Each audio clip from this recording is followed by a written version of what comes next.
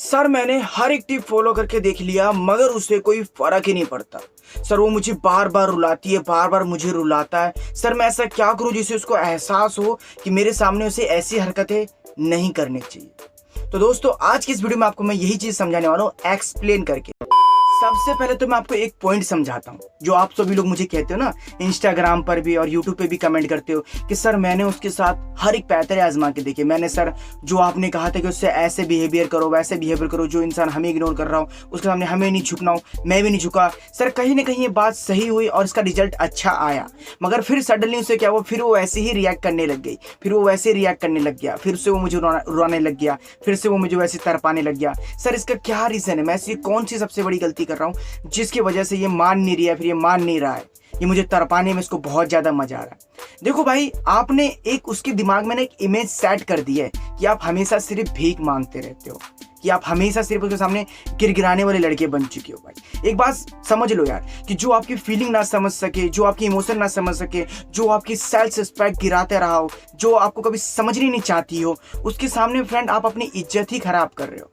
ठीक है, और ऐसा नहीं है कि मतलब अगर एक आपके लाइफ में गलत निकल गया तो सभी लड़की गलत निकल जाएगी या फिर सभी लड़के गलत निकल जाएंगे।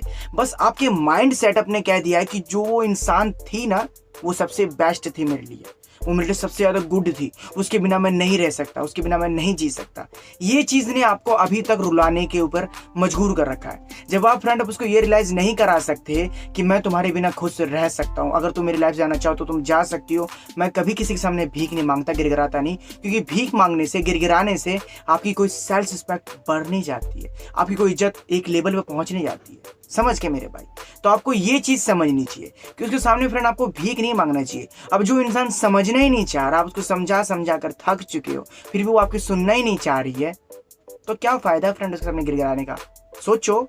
तभी फ्रेंड आप आज भी रो रहे हो, तभी फ्रेंड आज भी आप उसके सामने हर एक पैतरा आजमा के देखे हो, मगर वो समझना नहीं चाहती है। क्यों? क्योंकि वो पत्थर दिल हो गई है भाई, उसे फर्क नहीं पड़ता है, उसने आपकी रियलिटी देख ली है, उसको ये चीज समझ में आ गई है कि आप सिर्फ एक लेवल के ही बंदे हो। भाई इसके चलते वो आपको आज भी रुला रही है, तो आपको ये गलती नहीं करनी चाहिए। और एक चीज मैं और आपको समझाना चाहता हूँ कि कभी भी अपने आप के ऊपर गिल्टी फील बिल्कुल भी ना करे।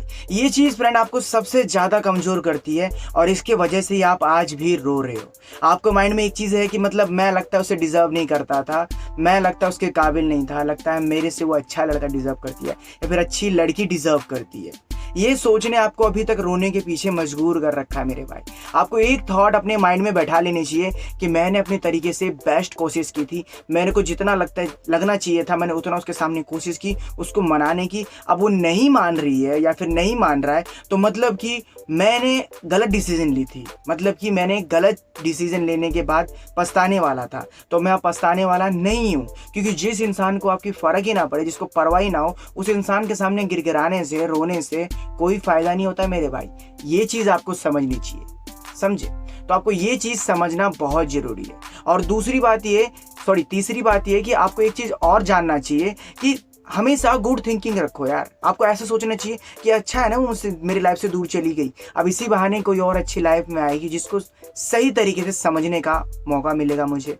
या फिर ये भी थॉट हो सकता है कि अच्छा वो छोड़ के चली गई मुझे तो वैसे भी उसने इरिटेट कर रखा था, वो कभी मेरी सुनना नहीं चाहती थी। कभी ये थिंकिंग मत रखो कि मतलब मैं उसके लिए बुरा था या फिर मैं उसे डिजर्व नहीं करता था। आप उससे बेटर डिजर्व करते हो, आपको ये माइंड में थॉट होना चाहिए।